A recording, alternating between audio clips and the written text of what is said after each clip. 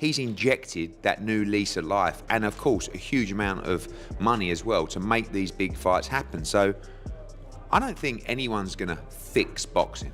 We are the biggest promotional company in the world. Quite frankly, hands down, I am the best promoter in the world.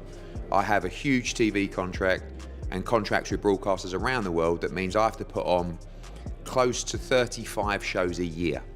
That's without Saudi Arabia. In a shocking turn of events, Eddie Hearn has broken his silence, along with several other boxing promoters, claiming that the partnership between Turki and Dana is not only disrespectful, but also appears to be a hijacking attempt. Building on that revelation, once Turki begins making announcements, he tends to take a bold, assertive approach. Whether one takes that style seriously or sees it as part of his larger promotional strategy, Hearn acknowledged that Turki's presence is impactful, and his moves are reshaping the combat sports landscape. When were you guys made aware of this? I guess like a year ago. Just didn't. Okay. Yeah, about a year ago probably, when the conversation started, and particularly the last 6 months, 3 months.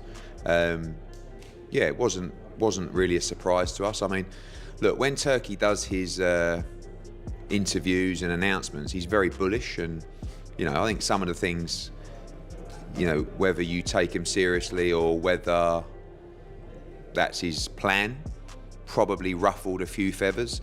My phone's been red hot with people saying, well, we need to get together, we need to. I'm pretty chilled with it. I think it's amazing news, and I expect it to flourish and continue and go from strength to strength. The league is outside of, it looks like, Riyadh season, the Ring Magazine events, the WBC Grand Prix, so many more layers to what Turki Al Sheikh is doing. If it ended tomorrow, which I don't believe it's going to at all, I'll go back to my 35 shows a year all around the world, as we were. But I believe that there's a partnership, a long-standing partnership with His Excellency, maybe, and Dana White, someone who we get on with very well. But we'll have to see. I don't really know the true substance of it yet, if I'm honest. Maybe because it's the league format, and that's what obviously Dana has with the UFC.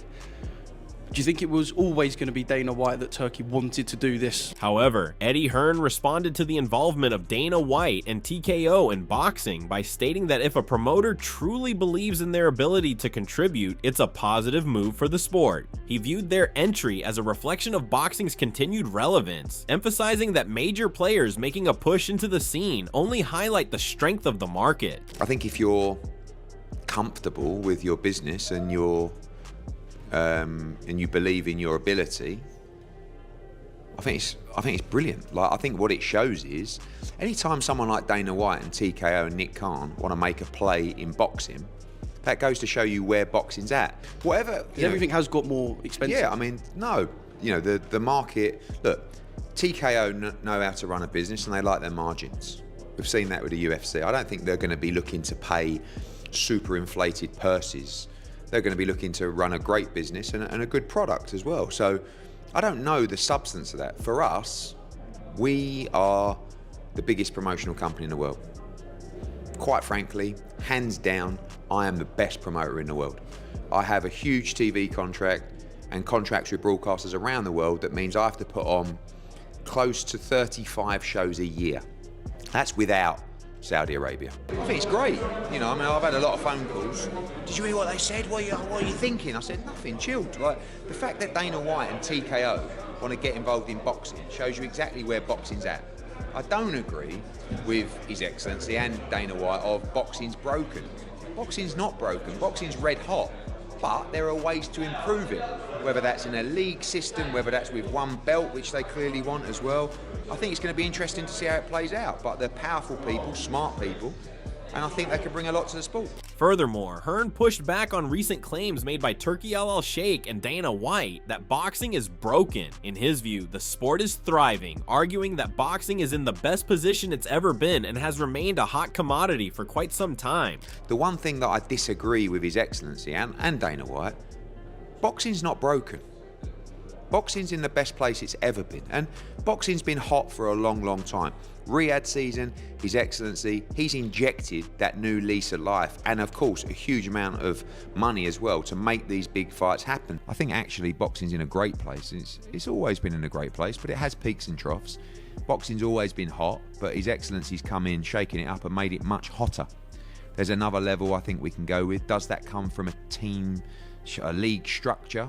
Maybe. You know, I mean, look, TKO have got the ESPN contract from Top Rank, it looks like, which is a big plus for them, and they've got a huge business and promotional voice. So yeah, I want to see more about the league. I don't know if we're involved or whatever, but I do know that we have a great relationship with Dana. I don't think anyone's going to fix boxing, but can we improve it? Can we put better structures together? Can we come up with leagues that are going to work and find one champion and all this kind of stuff? Yeah, I think we should always look to evolve. On a structural level, Hearn also weighed in on Turki, aiming to unify the sport by having fighters compete for a single title across each division. While the idea carries appeal from a structural standpoint, Hearn pointed out a major obstacle. Fighters are deeply motivated by the prestige, history, and legacy tied to the existing governing bodies and their multiple titles. For many, those belts represent more than just championships. They're symbols of lineage and achievement, making the path toward a single title system far more complicated than it appears. And fighters want to fight for those belts. Now you got the ring belt, which is, in my opinion, I've said before, even before His Excellency took it over, that is kind of like the Ring Magazine champion is kind of like the established #1 in the division. But, you know, I've spoke, this whole thing about one champion, this is not a new thing. But trust me when I say those belts have a big value to the fighters. And they're heroes. Previous greats have held those belts as well. So I don't really know too much about the format, if I'm honest. I didn't, I read the press release. But we'll see, and I think it's tremendous for boxing, I really do. Adding another layer to the conversation, Oscar De La Hoya weighed in on Dana White's entry into boxing, expressing skepticism about White's understanding of the sport's inner workings. He pointed out that over the years, numerous promoters have attempted to reshape or manage boxing in new ways, but few have found lasting success. While De La Hoya acknowledged that everyone ultimately wants to see the sport improve, he remained cautious about the impact of this latest effort. Dana White doesn't know boxing. We've had interesting people come into the sport trying to promote, manage this, that over the years, and try to do it their own way and try to change the sport of boxing. You know, obviously we all want boxing to grow, to get better, to make sure that the fighters are always paid well. And that's the most important thing about boxing, is that fighters are getting paid. Unlike the UFC, where it's going to be interesting how the UFC fighters are going to react when fighters are getting so much money in boxing and then Dana doesn't pay the UFC fighters. So it's going to be very interesting to see how it all... Well, look, I mean, I did hear that he passed over the reins of boxing to Dana White. Well, that comment to me, I felt a little offended, because I've been in boxing all my life and I've been promoting for 20 some odd years. So what I'm gonna do is stay in my lane and do what I do for Golden Boy and with DAZN, and give the fight fans the best fights that can possibly be made, just the way we've been doing for years. You realize you will have to pay boxers real money if you want to be in our sport, right? You called the godfather of promoters, Bob Arum, a scumbag and a piece of shit conference last week.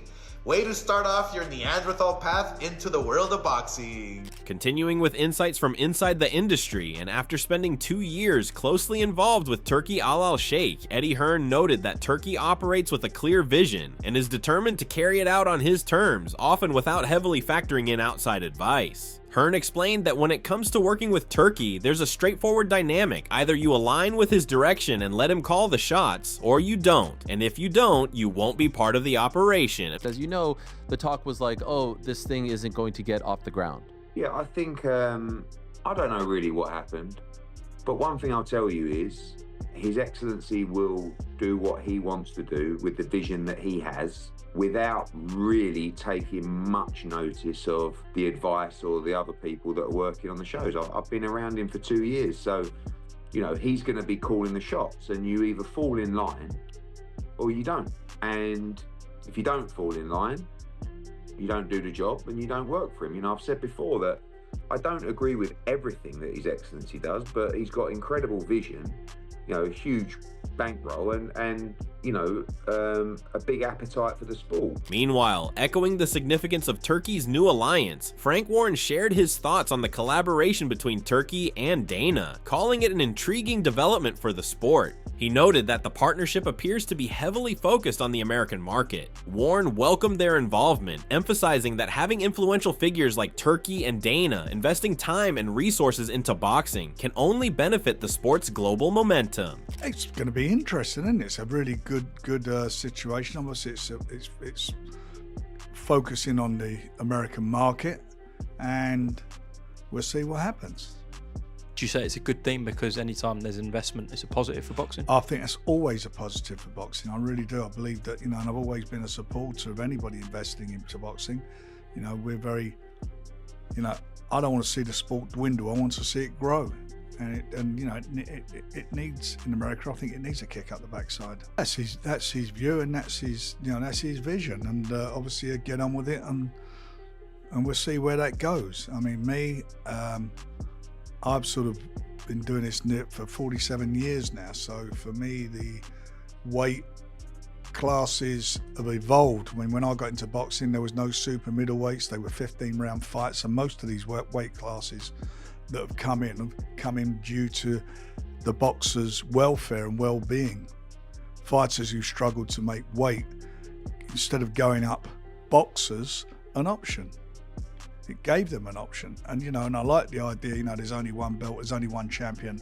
And I like the idea that if somebody like Tyson and Usyk was a big fight that took for a while to get on. Despite the shifting alliances, Eddie Hearn spoke positively about his experience working with Turki Al Sheikh, describing the partnership as enjoyable and exciting. He mentioned that if the collaboration were to end, he'd simply return to promoting his 35 shows a year across the globe. However, Hearn also hinted that there's a strong, long-standing relationship with Turkey and potentially with Dana White as well, indicating that this alliance could play a significant role in boxing's future. I love working with His Excellency, and it's been some of the most fun parts of my career. If it ended tomorrow, which I don't believe it's going to at all, I go back to my 35 shows a year all around the world, as we were. But I believe that there's a partnership, a long-standing partnership with His Excellency, maybe, and Dana White, you know, someone who we get on with very well. But we'll have to see. I don't really know the true substance of it yet, if I'm honest. However, with that in mind, Eddie Hearn stressed that boxing can't afford to rely solely on mega fights like Canelo Alvarez versus Terence Crawford to sustain the sport's momentum. While blockbuster matchups generate excitement, he emphasized the need for a dedicated, consistent boxing platform, pointing to DAZN as an example that can regularly deliver high-quality programming to fans. And they're going to make a big fuss. You've got Taylor Serrano coming up. You've got Canelo Crawford coming up, but I don't think they're going to be, you know, we can't just rely on that kind of volume of shows. We need the pure, you know, boxing fans platform like a DAZN that's going to consistently feed the audience with quality programming.